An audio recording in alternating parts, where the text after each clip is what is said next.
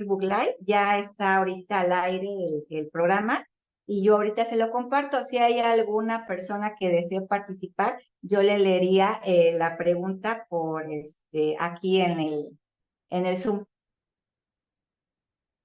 Está muteado, doctor Oscar. Digo, perfecto. Ok, muy bien. Ay, muchísimas gracias, doctor. Y bueno, le voy a dar una breve presentación de su semblanza curricular. Es muy grande, yo la verdad Sí, encantada eh, no, pero es de demasiado. Sí. tenerlo con nosotros. A lo mejor daría puntos así muy, a lo mejor tema de grados. Y si usted nos pudiera hablar un poquito más de usted para que también nuestra audiencia lo conozca, la verdad es que estaría muchísimo mejor. Ok, Doctor. sí, claro que sí. Ay, Claro que sí. muchísimas gracias. Sí, sí, ya me dará la palabra y, en fin, yo platico un poquito de qué hago, etcétera, ¿no? Sí. Claro que sí. Y ahorita le envío la liga de Facebook Live para si la quiere compartir, estaríamos igual muy, muy agradecidos. Sí, por favor. Este,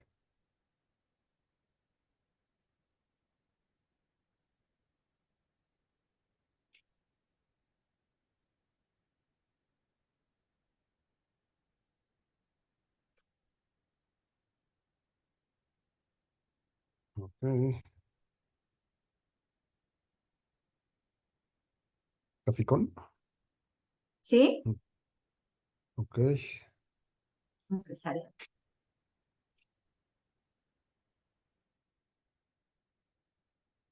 Sí, si estoy viendo mi celular abajo, doctor, no es que no le esté poniendo atención, nada más que lo estoy compartiendo en redes sociales, por ejemplo, los grupos de Facebook, para que tengamos un poquito más de audiencia. Sí, pero créame, no es una falta de respeto, al No, no, contrario, no, yo por le... favor. Adelante. No, no la Muchísimas, interrumpo. claro que sí, muchas gracias.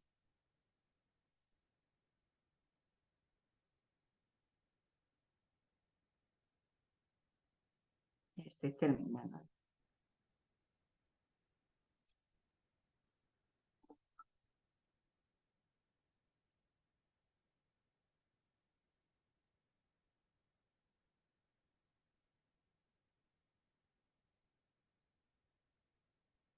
Sí le llegó la liga, ¿verdad? Digo, este link de Facebook.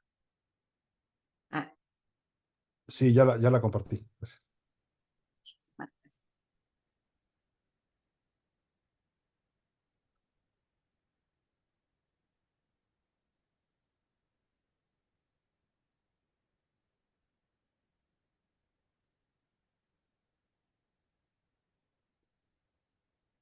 Muy bien, empezamos en un minutito. ¿Sí, sí está listo? ¿Sí? Ay, muchísimas gracias. Sin problema. Poco a poco se van incorporando nuestra audiencia. Más o menos empiezan a conectarse más, como 5 o 10 más o menos. Ok. Y en Facebook ya tenemos por ahí algunos conectados.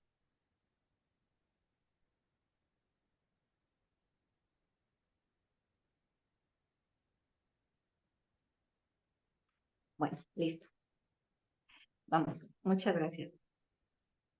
Muy buenas tardes a todos, qué gusto saludarlos nuevamente. Soy Elizabeth Leiva y les doy la más cordial bienvenida a su programa de Contexto Empresarial de Caficón. Hoy estamos de manteles largos, tenemos un gran invitado, van a ver que es garantía, la verdad es un gran investigador, es el doctor Oscar Cruz Barney, es la verdad un honor para nosotros, doctor, el que nos acompañe este día en su programa de Contexto Empresarial. Muchísimas gracias, doctor Oscar. Encantado. Oye, gracias, doctor. Bueno, el día de hoy hablaremos de lo que es el comercio exterior de México, su régimen jurídico, sus retos y la visión a futuro ante las elecciones en México y Estados Unidos. Y les hablaré un poquito del doctor Oscar. La verdad es que su currículum, su semblanza es muy grande. Yo voy a dar a lo mejor lo que son sus grados y ya el doctor nos habla un poquito más acerca de él. Es importante que conozcan toda la trayectoria que él tiene y bueno, que sepan también que todos los puntos que ahorita nos va a compartir, toda esa experiencia, Esa información que nos va a compartir el día de hoy es eh, de calidad, es la mejor, muy profesional. Y van a ver que va a ser un gran programa. Los invitamos, por favor, a que participen. El doctor Oscar pues nos va a apoyar con resolver las dudas. Y bueno, pues muy contentos. El doctor Oscar Cruz Barney es expresidente del Ilustre Nacional Colegio de Abogados de México, colegiado en el Ilustre Colegio de Abogados de Madrid, presidente del Comité Nacional Mexicano de la Unión Internacional des Advocats, árbitro internacional, panelista del Mecanismo de Solución de Controversias de Telecan, árbitro de la Cámara Internacional de Comercio de París.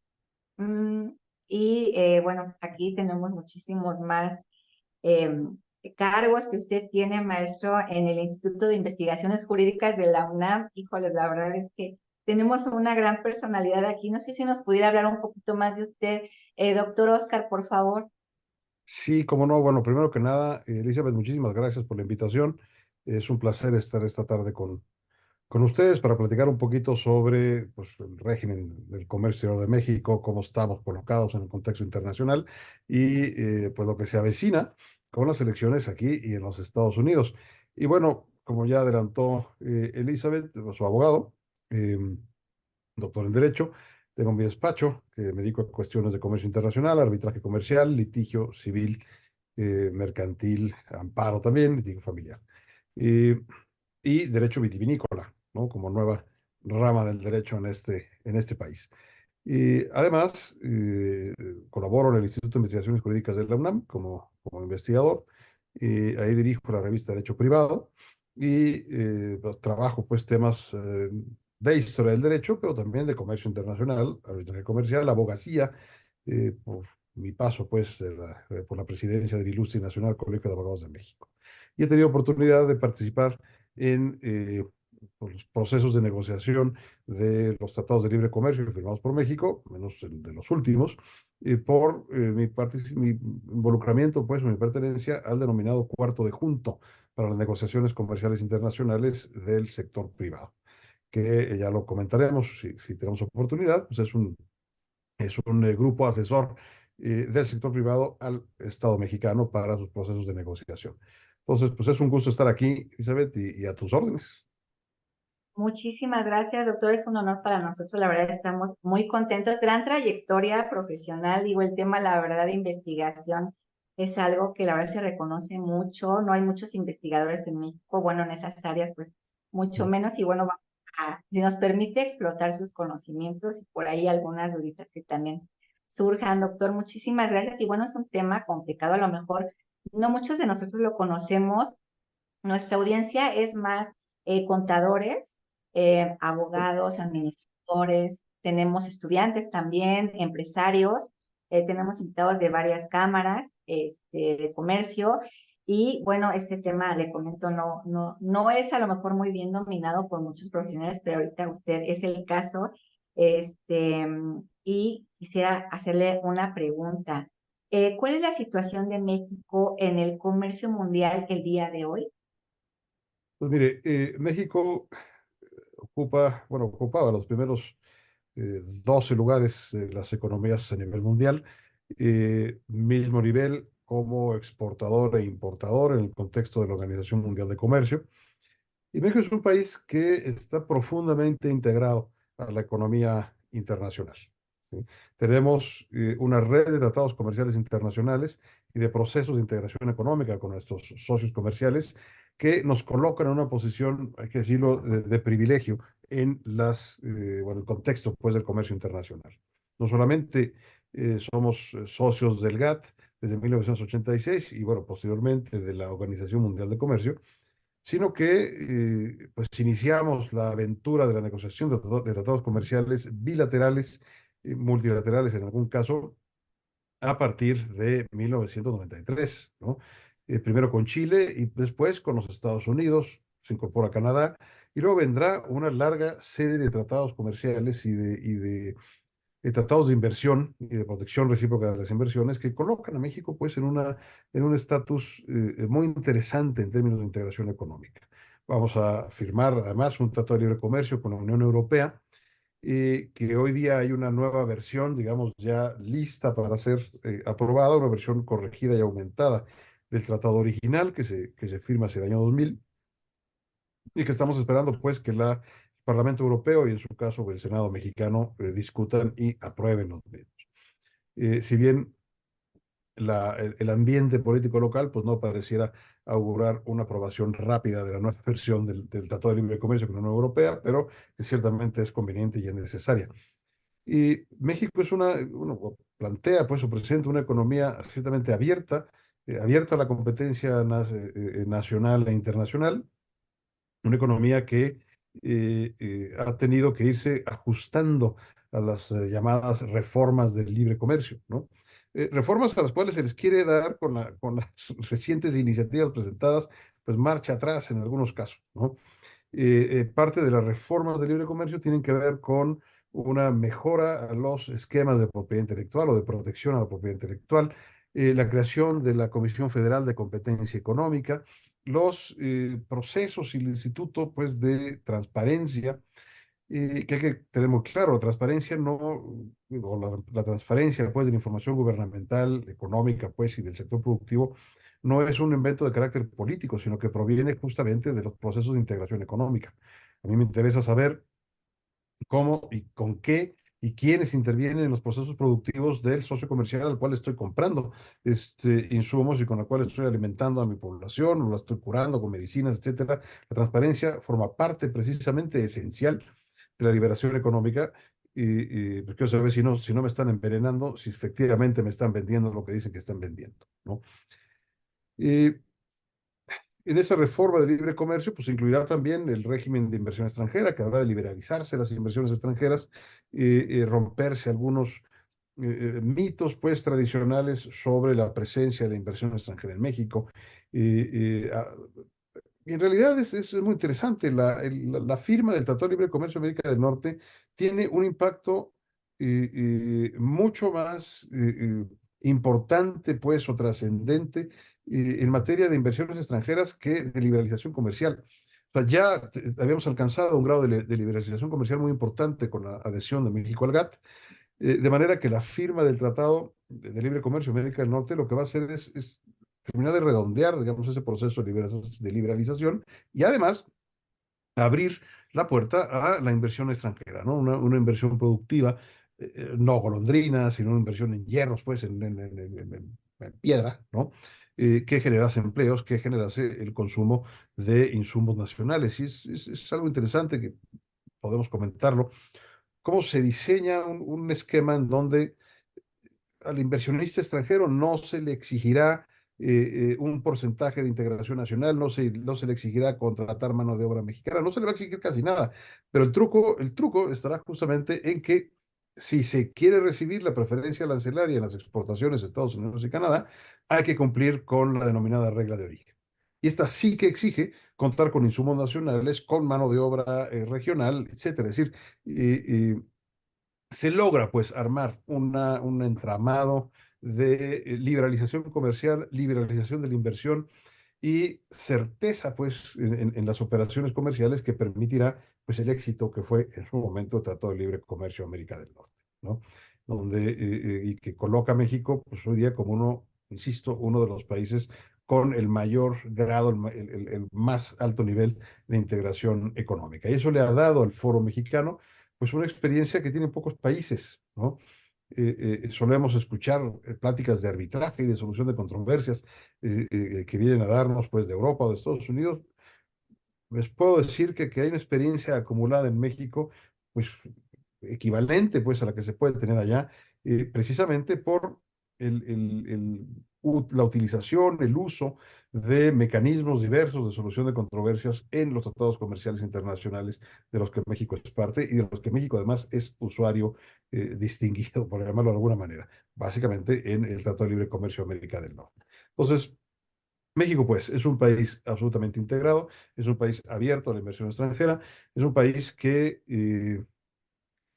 pues esa apertura comercial ha chocado de alguna manera con la visión que tiene el gobierno actual respecto de la economía mexicana y de las relaciones de México hacia el exterior. Por eso la trascendencia de las próximas elecciones, es decir, hacia dónde vamos a encaminar la economía mexicana en términos de sus relaciones con el exterior, o si vamos a volver un poco a esquemas previos a la liberalización comercial, porque tienen sus ventajas, pero también tienen múltiples desventajas.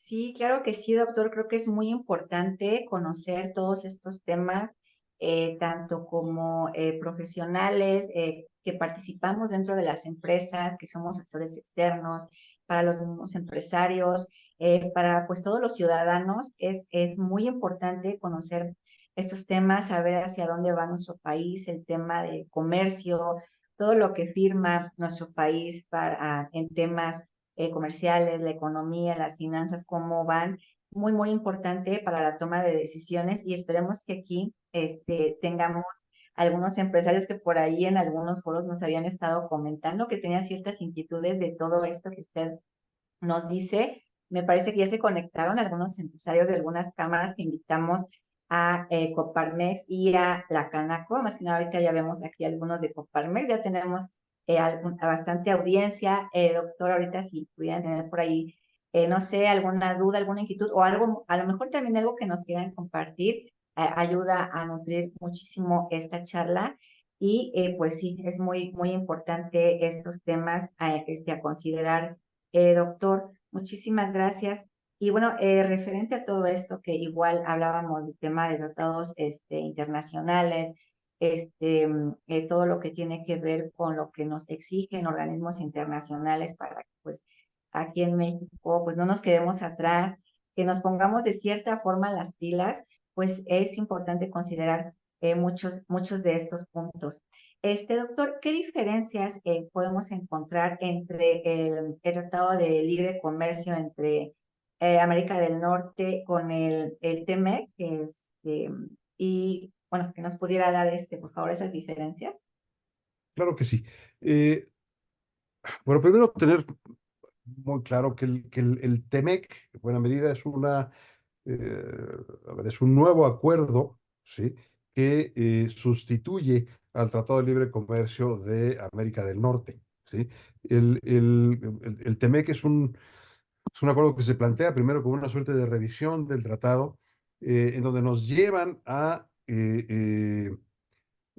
pues a la revisión del acuerdo y que terminará siendo un pues un acuerdo nuevo, ¿no?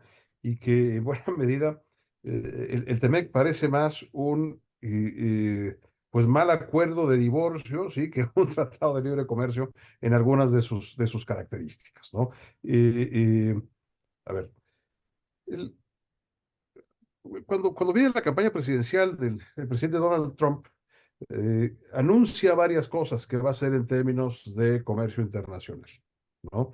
Anuncia, por un lado, que cambiarán radicalmente las relaciones comerciales con China, cosa que sucede al menos en una parte, y que sentará a los mexicanos a revisar los términos del Tratado de Libre Comercio de América del Norte, el TLCAN, ¿no? Porque consideraba que las condiciones eran inequitativas para los Estados Unidos y que los malvados mexicanos estábamos viéndole la cara a nuestros socios comerciales y abusando de ellos en la relación comercial, ¿no? Y efectivamente va a plantear la idea, pues, de abrir una negociación con México y con Canadá, desde luego bajo la amenaza de que si no nos sentamos a negociar, pues entonces denunciaría el tratado y sacaría a Estados Unidos de la región comercial, ¿no? Y en ese sentido es que llegamos un poco a regañadientes a ese proceso de negociación, pero además llegamos en condiciones muy complejas, ¿no? Acaba de entrar un nuevo gobierno en México, un nuevo gobierno en los Estados Unidos. México va a tener una ventaja ahí, es que en ese entonces todavía había mantenido el equipo negociador, el magnífico equipo negociador que tenía la Secretaría de Economía, y que pudo pues sacar adelante toda la primera etapa de la negociación. El problema viene cuando el gobierno de transición nombra a un negociador único, individual, ¿no? que toma una serie de decisiones pues, que nos han impactado y que han impactado en el funcionamiento del acuerdo y sin duda impactarán en el futuro del TEMEC. En el proceso de negociación se van a plantear una serie de temas pues, complicados. Estados Unidos pretendía que el tratado durase solamente 5 años, ¿no? Imagínense ustedes un tratado de libre comercio que tenga una vigencia de 5 años, bueno, no sirve para nada, es decir, es imposible hacer ninguna planeación, ninguna naturaleza. México logró, que esa fue una cosa, un logro mexicano, pues que cada 5 años, bueno, se plantearan algunas cuestiones o dudas o lo que fuere, pero de ninguna manera dejase de estar en vigor el tratado, ¿no? Y que tuviese una primera vigencia de 16 años para entonces sentarnos a negociar la continuación del mismo o bien pues su eliminación o su cambio, ¿no? Pero 16 años da oportunidad, pues por un lado que cambiase el gobierno de Trump, que en el caso de México pues se definiera la política exterior, hacia dónde queríamos ir en términos de nuestras relaciones comerciales internacionales, pues estar quizás en un terreno un poco más seguro, ¿no? Se van a plantear una serie de temas que es importante tener presente. ¿Cuál era la idea de los Estados Unidos? Es decir, todo el planteamiento estadounidense busca cerrar la economía estadounidense, busca protegerse respecto de las exportaciones mexicanas y de la eficiencia del sector productivo mexicano, tanto del campo, pues agrícola, agroindustrial, como industrial, hortalizas, etcétera. Eh, de ahí que la lógica, digamos, de los planteamientos estadounidenses tienen que ver con una defensa pues de la soberanía de los Estados Unidos, una cerrazón frente a los intereses mexicanos y canadienses, una negativa a promover la inversión extranjera en la región y centrar pues la inversión extranjera solamente a los Estados Unidos. Eso va a tener un impacto muy importante en el mecanismo de solución de controversias en materia de inversión y en las libertades que se otorgaban en materia de inversión. Y la negociación de tratados es una negociación pues muy peculiar, es una negociación muy compleja, ¿no? En donde hay que decir, los negociadores mexicanos pues, se partieron en dos para sacar adelante el asunto. El sector privado, a través del cuarto de junto, prestó pues toda la asesoría posible, ¿no? Para nuestro auditorio, si no saben qué es eso del cuarto de junto, lo explico brevemente.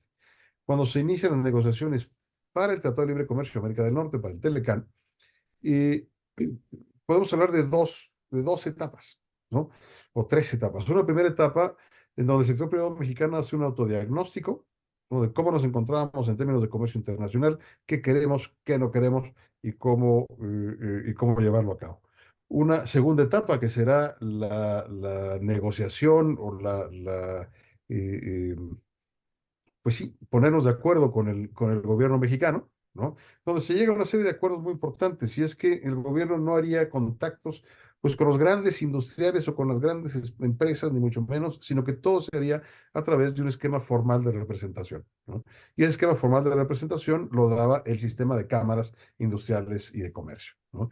En ese momento la afiliación a las cámaras era una afiliación obligatoria, lo cual garantizaba en buena medida una representación total, es decir, todo el comercio formal tenía que estar representado a través del sistema de cámaras, ¿no? Y eso permitía tener una interlocución con el gobierno, de manera que el sector privado se comprometía a no, y, si no tener contactos directos por fuera del sistema establecido, el gobierno se comprometía a no brincarse la representación general de todo el sector privado, ¿no? Eso permitió, por un lado, por primera vez en la historia, hacer un autodiagnóstico de cómo se encontraba la industria nacional, cómo se encontraba la economía, pero desde la economía misma. O sea, no un análisis del gobierno, sino un análisis del sector privado. Eh, se van a elaborar un total de 174 monografías sectoriales, ¿no? De cómo estamos en cada caso, qué queremos, qué no queremos, hasta dónde podemos llegar, a qué no estamos dispuestos, etcétera, ¿no? Pero pues eso se negocia con el gobierno, que desde luego mantiene una posición soberana y la última palabra será siempre la del Estado mexicano, ¿no? Y,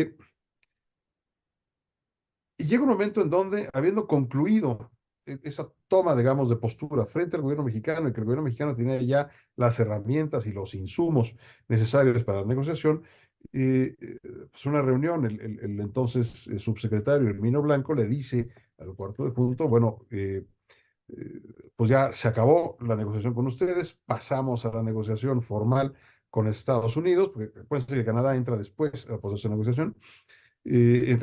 Pasamos a negociar con Estados Unidos y en ese cuarto ustedes no van a poder entrar, dice el sector privado, ¿no? Claro, porque son negociaciones oficiales. Y lo que contesta el sector privado es, bueno, pero podemos estar en el cuarto de junto, ¿no? Y, y eso lo acepta el gobierno de México y se crea esta idea, pues, esta ficción, ¿no? En donde los expertos del sector privado mexicano asesoraban y estaban en contacto, digamos, 24/7 con los negociadores conforme se fuesen negociando los temas, ¿no? Si había un campo de postura por parte de la contraparte estadounidense, después de la canadiense, si había que meterle un poco de imaginación y encontrar una nueva fórmula para resolver alguna cuestión, si se necesitaba información, etcétera, se tenía a los expertos del sector privado a la mano, directamente asesorando al gobierno de México. Y eso, por otro lado, pues le va a dar o servirá de legitimación, digamos, al gobierno de Salinas de Gortari, que había llegado pues con muy mala nota después de las elecciones, pero que aquí le abre las puertas en ese proceso de negociación al sector agrícola, al sector agroindustrial, pues como nunca había sucedido en la historia. Si normalmente, por ejemplo, estoy pensando en el Acuerdo Latinoamericano de Libre Comercio y luego en el Acuerdo Latinoamericano de Integración, la LADI, eh, cómo en realidad el gobierno negociaba y consultaba con algunos organismos cúpula, algunas cabezas de industria y luego simplemente informaba el resultado. Y aquí está, úsenlo como buenamente puedan, ¿no? Podemos decir, sin temor a equivocarnos, que el Tratado de Libre Comercio de América del Norte, de su negociación, pues es el primer tratado que permite un involucramiento directo, personal, del sector privado en su construcción, en su negociación y desde luego, siempre el gobierno tiene la última palabra, pero aquí se escuchó, se pudo participar y se desarrolló pues una estrategia de negociación conjunta. Al sector privado le quedaba muy claro, pues habría un antes y un después del Tratado de Libre Comercio de América del Norte. Ya nuestras relaciones comerciales con Estados Unidos eran complejas a ese momento, pues México había intentado adherirse al GATT en 1978 y ese intento de adhesión resultó ser un fracaso. El gobierno de México, en tiempos de José López Portillo, decide pues dar marcha atrás. Habíamos puesto a trabajar a al GATT, preparando el protocolo de adhesión, etcétera, para después salir con que pues, dice mi mamá que siempre no, ¿no? Ante eso, en Estados Unidos se empezaron a tomar una serie de medidas que pues buscaron presionar de alguna manera al Estado mexicano para que repensara el tema de su relación con el GATT. De entrada se iniciaron una serie de investigaciones antidumping y antisubsidios en los Estados Unidos en contra de exportaciones mexicanas que nos pusieron en condiciones muy complejas pues, para la exportación. Por otro lado, eh, en esas investigaciones no se le otorgaba a México lo que se conoce como la prueba del daño.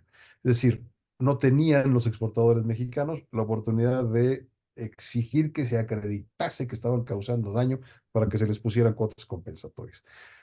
Un tratamiento igual al que se le daba a China antes de que China ingresara al OMC, ¿no? Para tener una idea más clara. México entonces se siente a negociar con Estados Unidos un entendimiento que se le conoce, así, digamos, en los pasillos se le conoce como entendimiento para la prueba del daño. Un acuerdo en donde Estados Unidos nos daría el derecho de exigir la acreditación del daño para que se impusiera una cuota compensatoria. Eso llevará además a la creación del Sistema Generalizado de Preferencias, el SGP, sistema en donde se podía exportar libre de arancel a Estados Unidos, una lista importante de artículos o de productos, sin tener que plantear un principio de reciprocidad, o sea, sin tener que nosotros darle esa apertura a los Estados Unidos.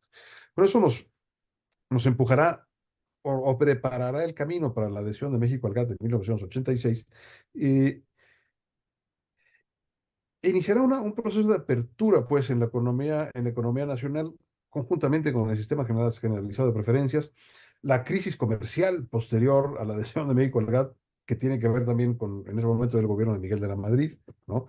Donde, pues, muchas empresas mexicanas desaparecen, ¿no? Y si no hubo la capacidad, pues, de sostenerlas, hay que decir también que al gobierno mexicano se le ocurre, en ese momento, en 86, bueno, diciembre de 85, cerrar pues una institución que se había creado en 1970 para apoyar y asesorar a los procesos de exportación de México, los procesos productivos y el encadenamiento de los procesos productivos, que era el Instituto Mexicano de Comercio Exterior, ¿no?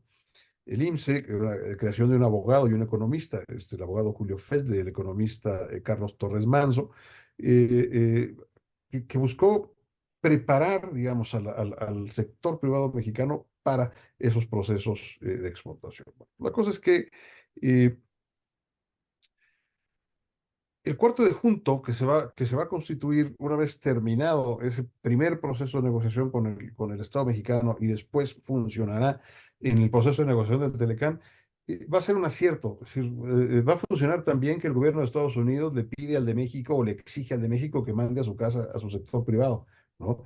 Y el gobierno de México pues tuvo el carácter, ¿no? Para decirle, no, yo no voy a mandar a nadie a su casa, tráete tú a los tuyos, ¿no? Y es interesante, hoy día en los procesos de negociación comercial internacional, muchos países tienen esquemas, ¿no? Tomados de la idea del cuarto de junto mexicano. Inclusive la OMC envió una misión a México para estudiar el mecanismo, su funcionamiento y podérselo recomendar a otros países. Bueno, y cuando se plantea la negociación o la apertura del Telecam para negociar cambios al mismo, y hay que decirlo, realmente nadie tenía muchas ganas de sentarse a negociar cambios al Telecam. El Telecam llevaba 25 años funcionando, todos más o menos contentos, ya sabíamos, el sector productivo mexicano, pues si a algún lado sabe venderle y exportar, pues es Estados Unidos, que es lo lógico, con la frontera que tenemos y el tamaño de esa economía, pues es a quien hay que vender. Lo ideal es diversificar, evidentemente, pero lo más fácil es venderle al socio que tiene la cartera más grande y que está más cerca, ¿no? Eh, en ese proceso de negociación, insisto, por un lado se plantea esta idea de que durase solamente 5 años, que dejar fuera un capítulo muy importante del Telecán, que era el capítulo 19, que era el encargado de la revisión de las resoluciones en materia de dumping y de prácticas desleales de comercio. Un capítulo que había costado muchísimo trabajo alcanzar, que ya lo tenía Estados Unidos y Canadá en un acuerdo previo y que se logró insertar en el Telecan. Y con una muy buena experiencia, ¿no? En donde pues, ganamos unos asuntos, perdimos otros, pero le daba a los exportadores mexicanos y le daba a los importadores también, la posibilidad de defenderse ante investigaciones antidumping y antisubsidios en Canadá, en México y en Estados Unidos. Y eso no lo tiene nadie, ¿no? Se tiene en el seno de la OMC, pero se tiene solamente bajo el impulso o el resorte del gobierno de que se trate. Mientras que en el Telecan es un impulso por parte del sector privado, es decir, quien solicita el mecanismo, que es un mecanismo arbitral, quien se encarga pues de darle el impulso procesal correspondiente. Y no dependemos de que el gobierno diga que sí o diga que no, o le parezca políticamente viable o no, ¿no? Bueno, pues ese capítulo 19, Trump plantea retirarlo, ¿no? Evidentemente como una carta de negociación con Canadá y México, que nos interesaba mucho el tema. En el caso de México, nos manifestamos los colegios de abogados, el Instituto de Investigaciones Jurídicas, escuelas y facultades de Derecho, a favor de la preservación del mecanismo y no pudo, pues, el equipo negociador mexicano mantener ese capítulo en el TEMEC. ¿Se acuerdan ustedes? Primero firma México con Estados Unidos, ahí no estaba el nuevo capítulo 19, pero sí dice México, guarda una reserva diciendo que si Canadá logra su reinserción en el texto del tratado, entonces México lo tomaría también. Entonces, bueno, fue como aquella vez que México calificó al Mundial porque Estados Unidos perdió un partido por su cuenta. Bueno, pues aquí igual, Canadá logra convencer a Estados Unidos después de una serie de concesiones que le hacen productos lácteos, etcétera, y logramos mantener a Dios gracias, ese capítulo 19, que hoy día es el capítulo 10 del TEMEC, ¿no? En materia de inversiones, hay cambios muy importantes y que siguen esa lógica proteccionista, hay que decirla, por parte de Estados Unidos, esta nueva lógica proteccionista, en términos de no impulsar las inversiones extranjeras en los territorios de los socios comerciales, sino atraerlas a territorio propio, ¿no? De ahí que el mecanismo de solución de controversias que teníamos en el capítulo 11 mecanismo arbitral para la protección de las inversiones extranjeras, pues lo truenan, ¿no? Se crea un nuevo mecanismo mucho más complicado, mucho más difícil de acceder, mucho más tardado, lento, en fin, que está ahorita en el capítulo 14 del TEMEC y que ciertamente pues no es más que reflejo de las pocas ganas del gobierno de Estados Unidos de impulsar fenómenos de inversión en sus socios comerciales, ¿no? Ahora, se van a incluir nuevos capítulos, es muy interesante, es decir, que crece el tratado de manera casi en 10 capítulos más, ¿no? Se incluye un capítulo sobre pymes, un capítulo sobre corrupción, se saca, por ejemplo, las disposiciones sobre ejercicio profesional para los abogados, que existía la figura del asesor jurídico extranjero, se acabó, ¿no? Se saca del tratado. Eh, Se incluyen temas sobre equipamiento médico y demás. Hay eh, pues rediseño interno del tratado que hay que decirlo, lo hace bastante más complejo. Pero además sucede otra cosa. No sé si quieres que interrumpa un poco para alguna pregunta o algo, o me sigo. Tú me dices. Que ahorita no hay preguntas, no sé si alguien de la audiencia en Facebook, no hay ninguno, solo felicitación. Y aquí en Zoom no hay nada, doctor. Adelante, por favor, el programa Me es sigo suyo. entonces. Por favor, gracias. Claro, muchas gracias. Vamos a tener un diseño bastante más complejo, un diseño interno del tratado bastante más complicado. Es un tratado mucho más gordo, por decirlo así, pero es un tratado que además está basado en eh, la desconfianza por parte de los Estados Unidos y las pocas ganas de llevarnos a un proceso real de integración económica, ¿no? El Tratado de Libre Comercio de América del Norte está, digamos, o cae dentro de la doctrina en la categoría de zona de libre comercio, ¿no? Y una zona de libre comercio es una etapa de preintegración económica. De ahí viene unión aduanera, mercado común, unión económica y luego pues una integración económica total, ¿no? Eh, en el caso del TEMEC es un tratado que sustituye al Telecán y que cambia un poco la retórica del Telecán. Si se acuerdan ustedes, la simbología del Telecán, pues era una mariposa monarca, ¿no? Porque la mariposa monarca recorre de Canadá a México y de regreso, ¿no? Es símbolo de unión entre los tres países. El mismo nombre, Tratado de Libre Comercio de América del Norte, estamos pensando en un bloque comercial, ¿no? En cambio, el TEMEC, ¿qué significa? Tratado México, Estados Unidos, Canadá, ¿de qué? ¿No? Pues quién sabe, hay que leerlo para ver de qué se trata el tratado. Y como digo, parece más un mal acuerdo de divorcio que un tratado de libre comercio, ¿no?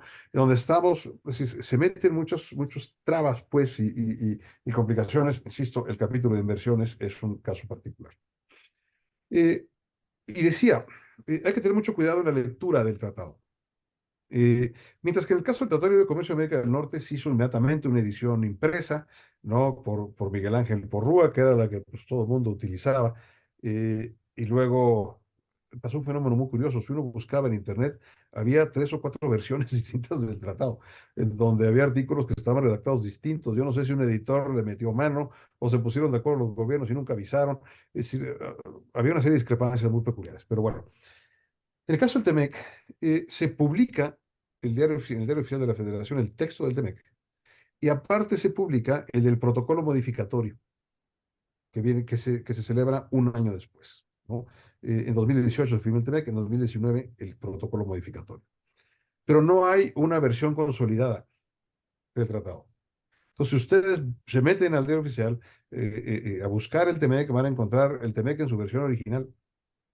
Entonces hay que contrastarlo con el protocolo modificatorio de 2019 que le mete cambios en eh, solución de controversias, que le mete cambios en el mecanismo laboral de respuesta rápida, que le mete cambios en el mecanismo ambiental, ¿sí? Y en algunos otros aspectos. Entonces hay que tener cuidado primero con esa lectura. Segundo, eh, ya que se había firmado, digamos, el texto del tratado, nuestro negociador único, pues se sienta a negociar las modificaciones de este protocolo modificatorio que van a ser cambios pues, muy importantes en la parte de solución de controversias. ¿Qué pasa? En el Tratado de Libre Comercio de América del Norte, en el Telecán, había dos acuerdos paralelos, un acuerdo ambiental y un acuerdo laboral. Una de las exigencias de Estados Unidos era incorporar esos acuerdos como capítulos del nuevo tratado. ¿Sí? Y al estar incorporados como capítulos del nuevo tratado, bueno, pues entran bajo el régimen general de solución de controversias del mismo. ¿Qué va a pasar? Se va a negociar un mecanismo de solución de controversias específico, ¿sí?, en materia laboral y en materia ambiental, ¿sí?, que eh, pues buscan solucionar de manera más rápida los conflictos en esos temas. En el caso laboral, pues a ver, es una herramienta de política comercial, ¿no?, para los Estados Unidos. Casi todos los días o casi cada semana nos enteramos con que hay un posible nuevo caso, ¿verdad?, denunciado por Estados Unidos en contra de productores mexicanos porque hubo violaciones a tal o cual disposición laboral, que termina después de unos meses arreglándose porque resulta que no la hubo, ¿no? O se pudo corregir. En realidad ese es un mecanismo que, salvo uno que ahorita está todavía caminando, y ese ya llegó a panel, y ese es posible pues que emita resolución si es que no se ponen de acuerdo antes, y realmente es una estrategia pues de estorbo a las exportaciones mexicanas. Pero bueno, lo importante aquí es que las modificaciones que se hacen con el protocolo modificatorio tienen que ver con cuestiones esenciales del procedimiento. Por ejemplo, con esas modificaciones se permitió la utilización de testigos eh,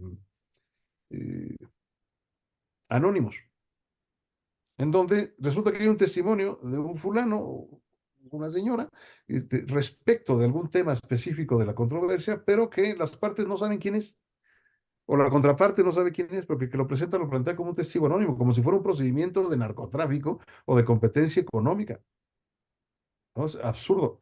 Se permite la presentación de pruebas redactadas, es decir, modificadas o arregladas. Se permite, o hay una presunción de culpabilidad o de violación o de interrupción del comercio, que afecta al país cuya empresa fue denunciada en el procedimiento de solución de controversias. Es decir, es un absurdo lo que se acepta, y que hay que decirlo, el sector privado lo rechazó absolutamente cuando se presentó a su consideración.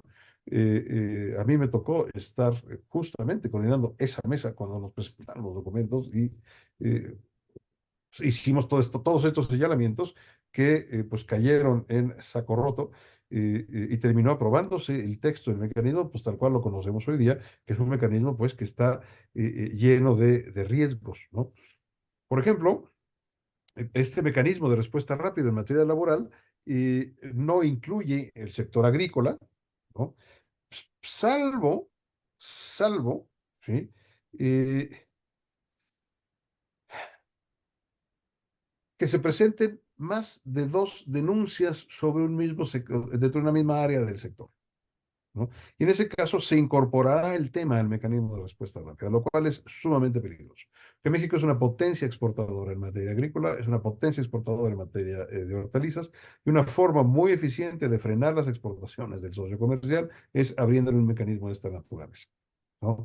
Eh, Realmente son mecanismos de solución de conflictos, en este caso laboral, que pues fueron equivocadamente, si queremos decirlo así, admitidos pues por el negociador individual del gobierno mexicano, pese a las opiniones y la asesoría pues en contra que se planteó en su momento. Y el nuevo tratado es un tratado que contiene algunas novedades interesantes, por ejemplo, en materia de reglas de origen, ¿no? ¿Qué es eso de la regla de origen? Es uno de los elementos claves para entender el funcionamiento de una zona de libre comercio, ¿no? Una zona de libre comercio se imagina aplicada o beneficiando a los productos y productores de la región, de Canadá, de Estados Unidos y de México. No para beneficiar a los guatemaltecos, no para beneficiar a los franceses, no para beneficiar a los chinos, sino a nosotros tres, ¿no?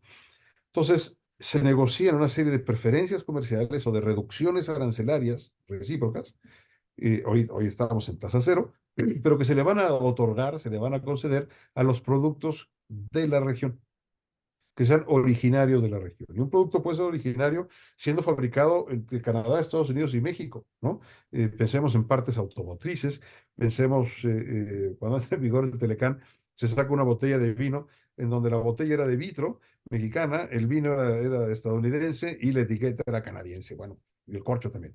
Esa botella cumplía con la regla de origen regional, estaba hecha enteramente en la región, ¿no? Eh,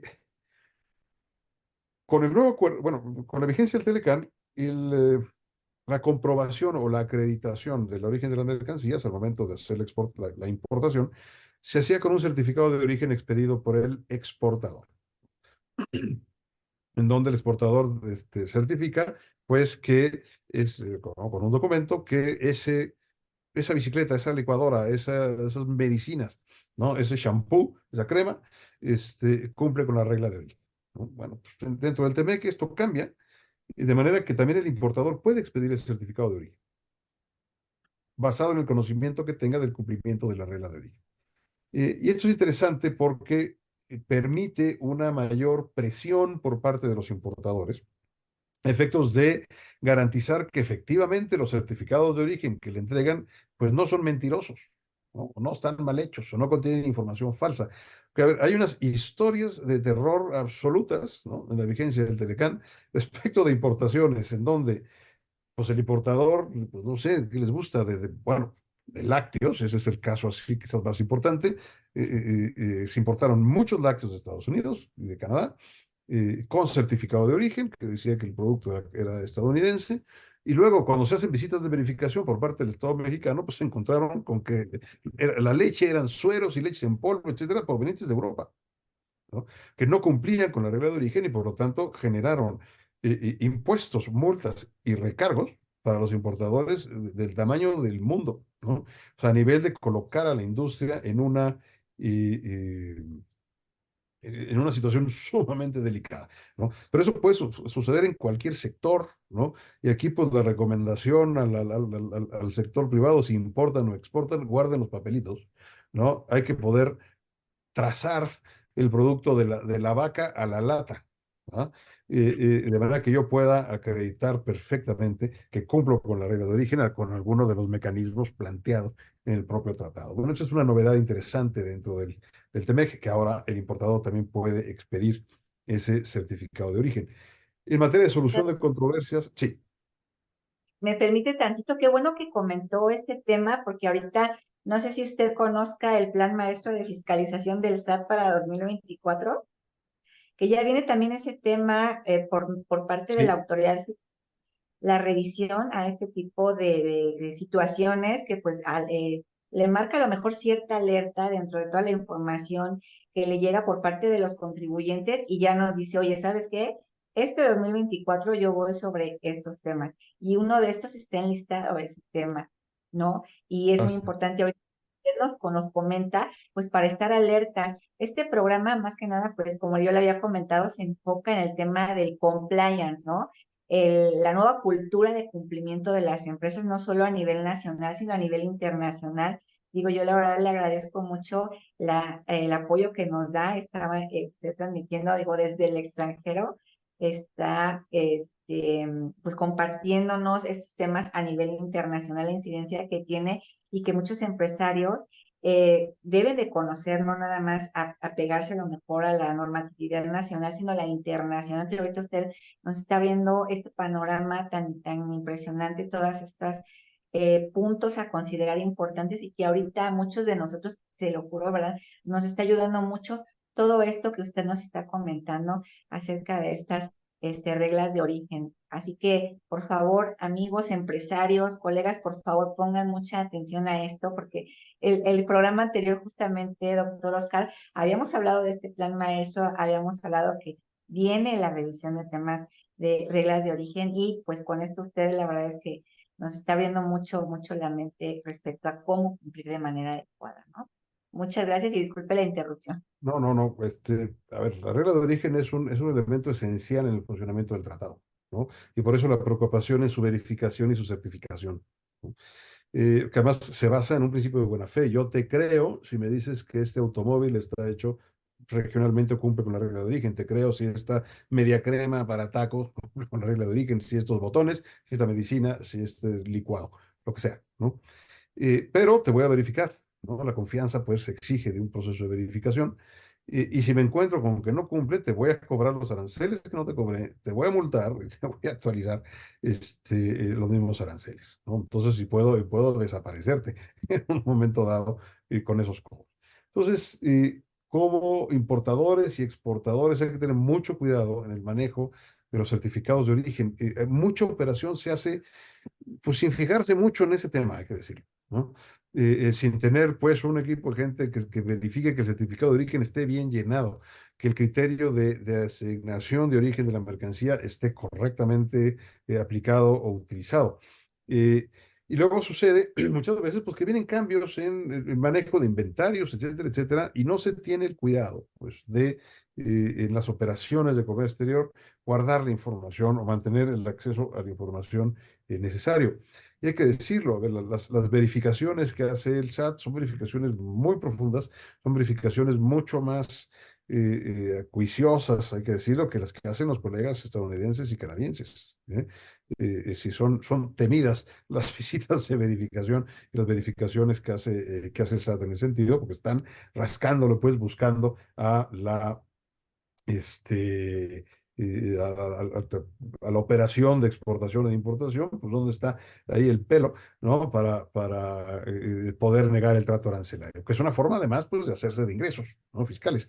Es decir, ¿por qué van a verificar ahora con más ganas el cumplimiento de la regla de origen? Pues porque de ahí puede salir mucho dinero, ¿no? Claro. Entonces hay que tener, pues, hay que cuidar mucho nuestros procesos de exportación y de importación. Se puede pedir, se puede hacer una especie de prueba piloto en un momento dado, pedir una opinión adelantada por parte de la Secretaría de Hacienda, bueno, del SAT, sobre las operaciones que se van a hacer, etcétera. Es decir, no hay cuidado suficiente frente al nivel del riesgo que significa eh, eh, traer producto importado que no cumpla con la regla de origen, ¿no? Hay varios sectores que están muy problemados precisamente por ese caso. Y cuando venga la visita de verificación o el requerimiento, pues, hay que contestarlo y rápido, ¿no? En fin, son siempre accesibles, etcétera, pero son implacables, ¿no?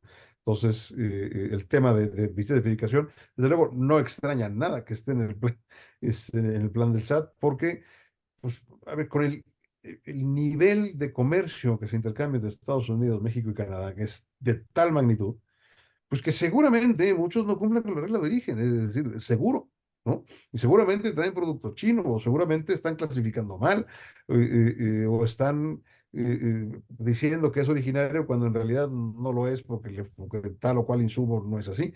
Entonces hay que tener mucho cuidado porque una verificación de esta naturaleza pues puede traer muchos dolores de cabeza. Existen desde luego los mecanismos de defensa internos, ¿no? Ante la resolución yo puedo irme al tribunal fiscal y en un momento dar amparo, pero pues nadie quiere estar en en esa situación, ¿no? Y Lamentablemente vale prevenir, ya así que es. pues ya tenemos el aviso de la autoridad, pues ponernos a revisar que todo esté correctamente, porque pues por algo la autoridad ya lo tiene en su plan, ya sabe de qué pie cojeamos y dice, a ver, vamos a revisar eso que me suena medio raro, pero estamos en buen tiempo y vamos a prevenir ese tipo de situaciones para evitar esos dolores de cabeza que usted comenta, doctor. Sin duda.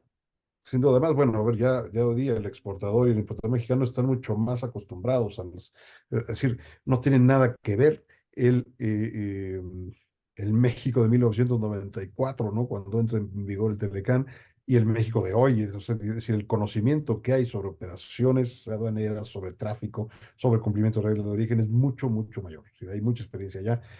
Si no hay pretexto, pues, para no tener organizado, correctamente organizado pues esas operaciones de comercio exterior. Sí, claro que sí, doctor Oscar, muchas gracias. Y bueno, no sé si nos pudiera platicar un poco acerca de las prácticas desleales de comercio, por Claro favor. que sí, claro que sí. Uno de los grandes temas cada vez que hay una apertura comercial, ¿sí? Se producen lo que en México llamamos prácticas desleales de comercio, ¿no? Lo cual plantea de entrada una duda, ¿no? Sí, ¿qué tanto en el comercio las cosas pueden ser leales o desleales? Pues simplemente son comercio, ¿no? ¿Pero qué consiste esta idea de las prácticas desleales? Pues es el dumping y los subsidios, ¿no? El subsidio, que es ese apoyo que le da un gobierno a sus productores a fin de hacerlos más competitivos en los mercados internacionales, ¿no? Y el dumping, que es, o discriminación de precios, se le llama, que es una práctica empresarial, pues, o del productor, ¿no? En donde altera artificialmente el precio de exportación del producto para hacerlo más barato y mandarlo al mercado internacional, al mercado de destino, Estados Unidos, Guatemala, Canadá, México, y quedarse con el mercado de destino, ¿no? Un productor de zapatos de cuero con suela de cuero, ¿verdad? Quiere quedarse con el mercado mexicano. El productor está en Estados Unidos, pues nos va a mandar pares de zapatos que en Estados Unidos valen $100, pues aquí nos los va a mandar a 50. Resulta que los zapatos mexicanos de calidad equivalente, pues valen más o menos 80, o quizás valen 110, ¿no? Y aquí hay una diferencia de precios entre el precio en el mercado de Estados Unidos, $100, y el precio al que se manda al mercado mexicano, $50. Hay $50 de margen de discriminación de precios, ¿no? Ahora hay que decirlo, muchas exportaciones se hacen así, muchísimas. Por eso encontramos de repente productos muy baratos. Por eso podemos a veces ir al, no sé, a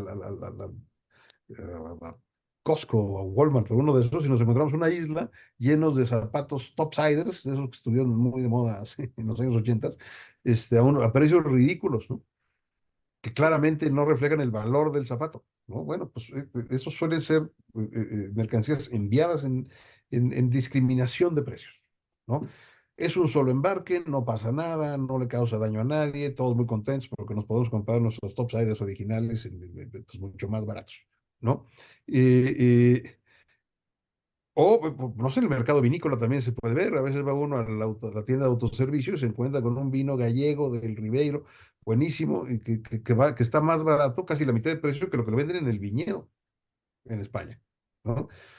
Evidentemente hay una discriminación de precios ahí, sin embargo, no le causan daño a nadie. Aquí no se hace un vino parecido, el mercado mexicano no es autosuficiente, en fin, ¿no? El problema es o se presenta cuando esas exportaciones se hacen con un ánimo rapaz, buscan afectar el mercado de destino, buscan desplazar a la competencia y quedarse con el mercado de destino, ¿sí?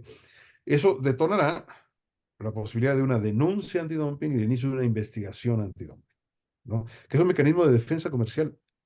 Y señores, es muy preocupante que en este sexenio llevamos casi 5 cambios en la dirección general de la Unidad de Prácticas Comerciales Internacionales.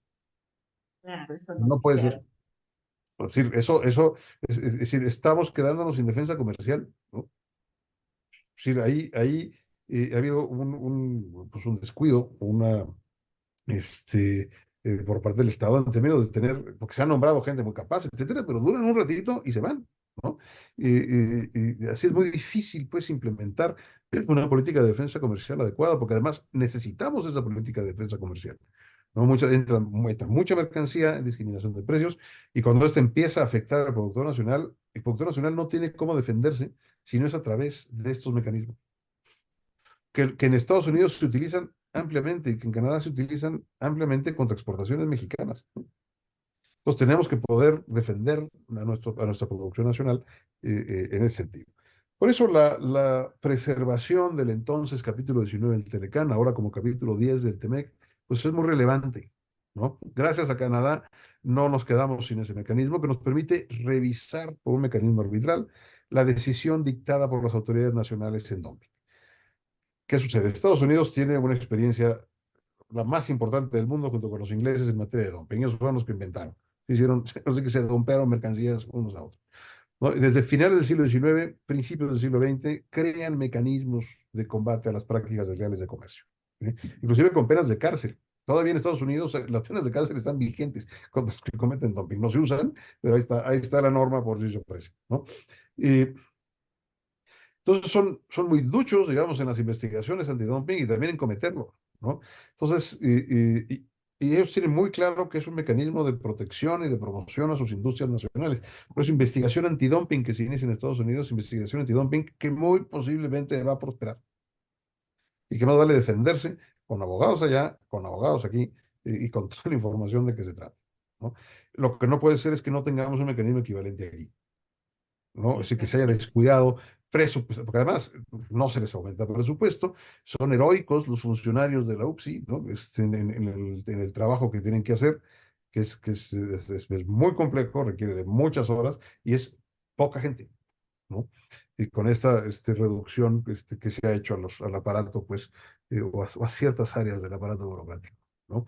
Pero, en fin, el dumping y los subsidios son dos formas de alteración del precio del producto a la baja y que afectan el mercado de destino, ¿no? Lo importante es poder contar con un mecanismo de defensa y que, gracias al Telecán y luego al TEMEC, tenemos un mecanismo de revisión de esas resoluciones.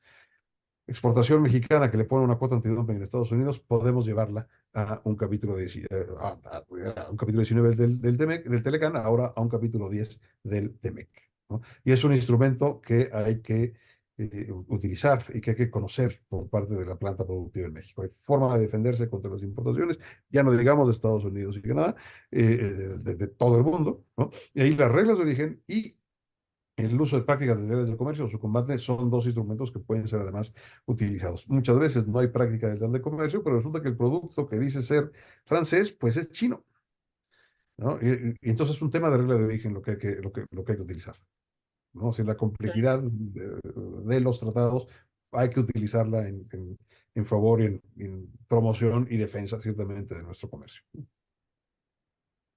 sí, claro que sí, doctor, sí es muy, muy importante conocer el tema y conocerlo de la mejor manera, con fuentes de información correctas, también por medio de profesionales como usted, experto en estos temas, pues ya con también una investigación, un estudio por detrás muy amplio. Y bueno, estas pláticas, como siempre lo he dicho, nutren muchísimo. Yo le agradezco mucho, doctor, todo lo que nos comparte, porque tenemos muchos amigos que eh, deseamos que siempre aporten, siempre a nuestras comunidades. Yo creo que este tipo de programas nos ayudan mucho a todos como profesionales aquí en México y bueno, también en el extranjero. No sé si les comenté hace rato, amigos, colegas, el doctor Oscar está transmitiendo desde Washington, D.C. en nuestro programa de Contexto Empresarial Iberoamérica.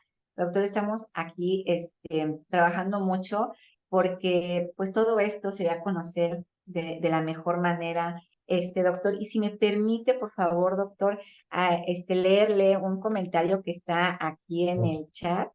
Dice, ¿por qué dice la Secretaría de Economía? Dice que la controversia del maíz transgénico está ganada, pero según noticias dicen que está por comprobar que solo sirve al ganado y no solo para el consumo humano. Nos pregunta Fernando Ávila.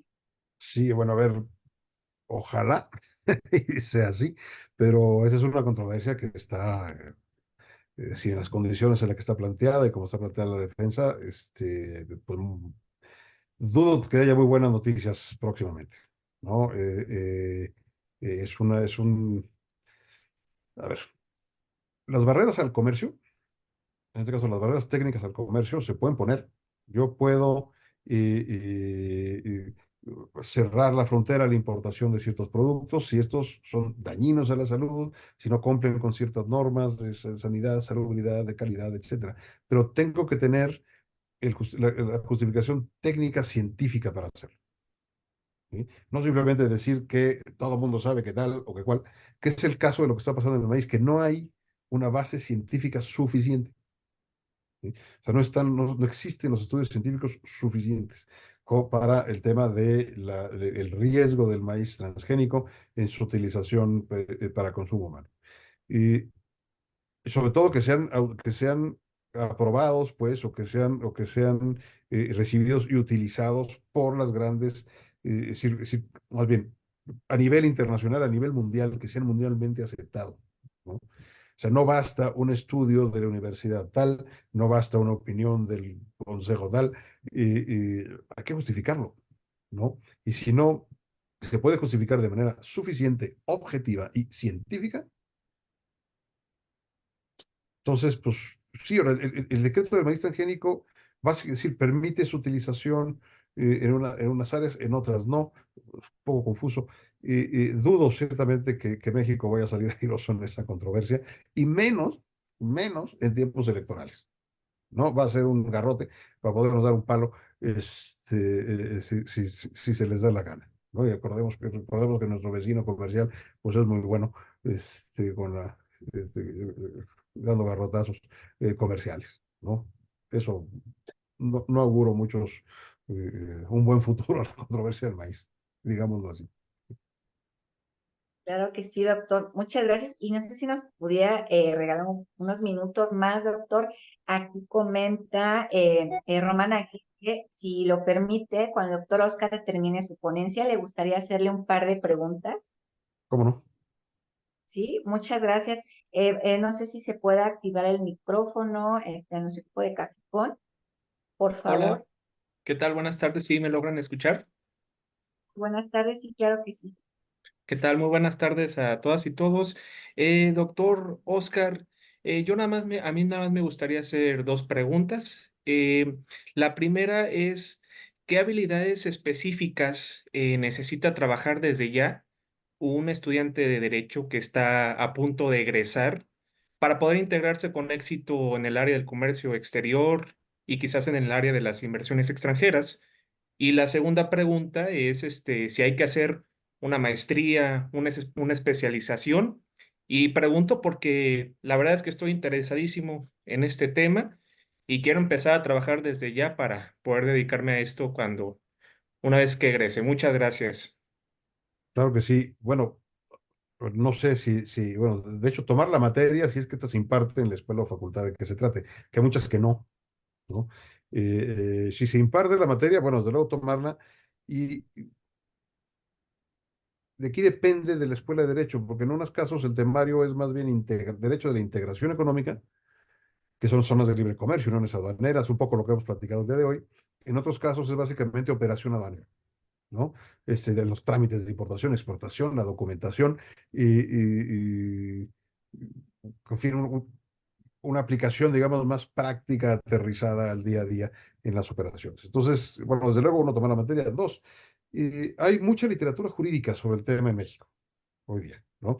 Le recomiendo para una introducción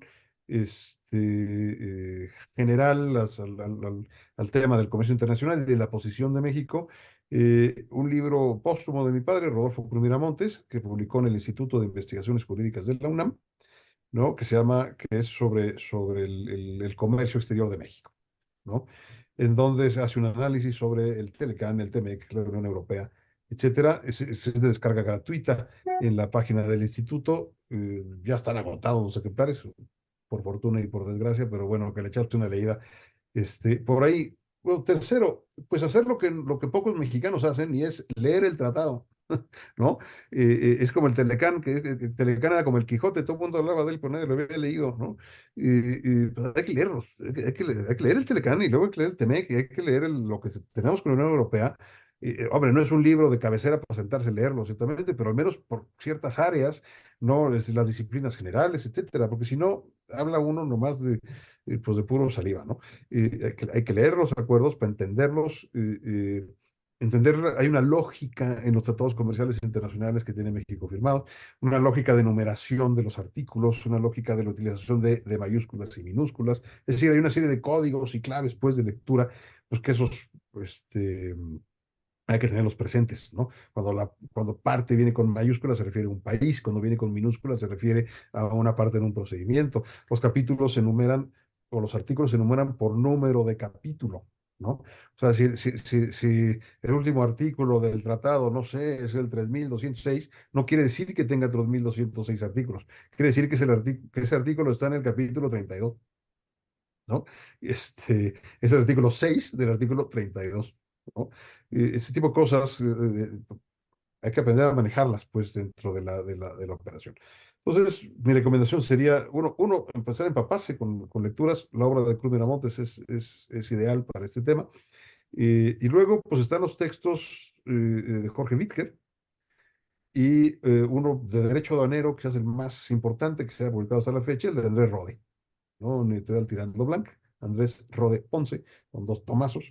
Este, él trabajaba con Cruz Miramontes en el Instituto Mexicano de Comercio Exterior, que pueden serle de mucha utilidad, ¿no? Y acercarse, pues, a algún despacho, alguna agencia aduanal, quizás, en fin, algunos despachos que lleven litigio en materia de comercio internacional.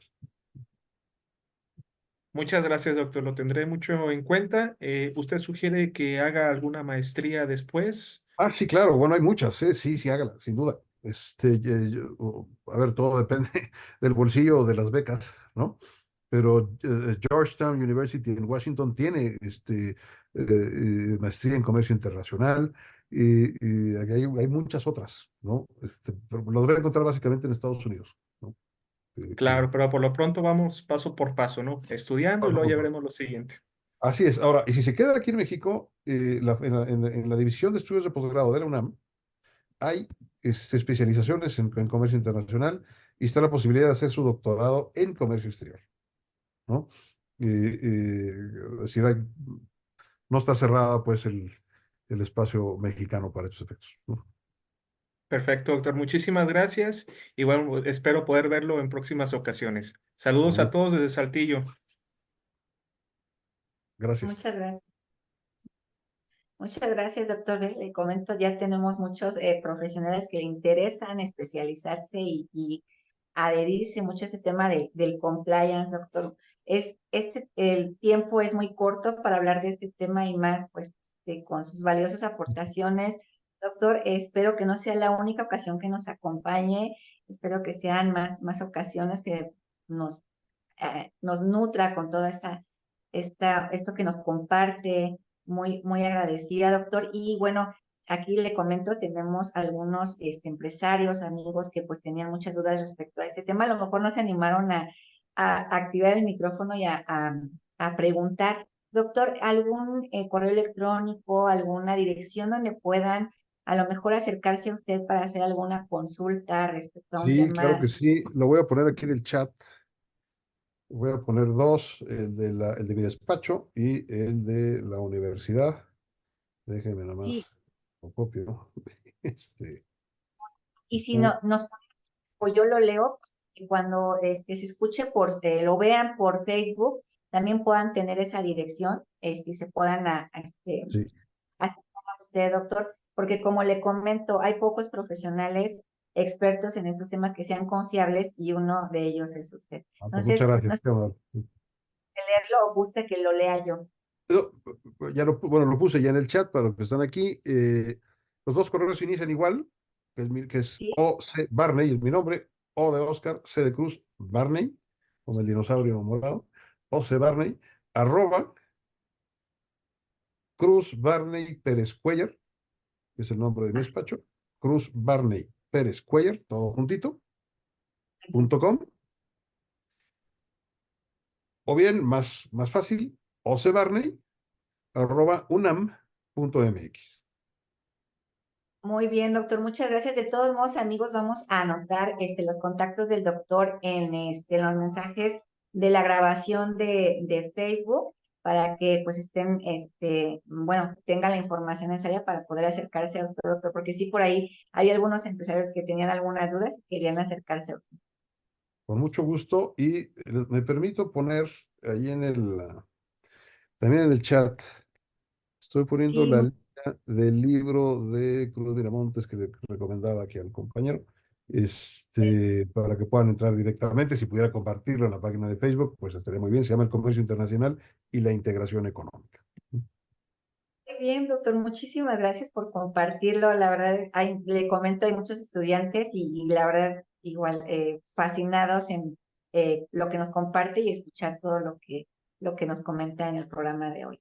Ya lo dejo, doctor. Yo sé que el tiempo es muy corto, que tiene muchas cosas que hacer y le vuelvo a dar una nueva invitación para otro programa. Cuando quieran, encantado. Y muchas gracias por la invitación y un placer compartir esta tarde con ustedes. Muchas gracias, doctor. Un honor, que tenga una excelente noche. Gracias. Hasta luego. A todos por Gracias. acompañarnos. Vemos el próximo programa de Contexto Empresarial Iberoamérica. Gracias a nuestro equipo de Cafecón, que tengan muy buena noche todos. Muchas gracias.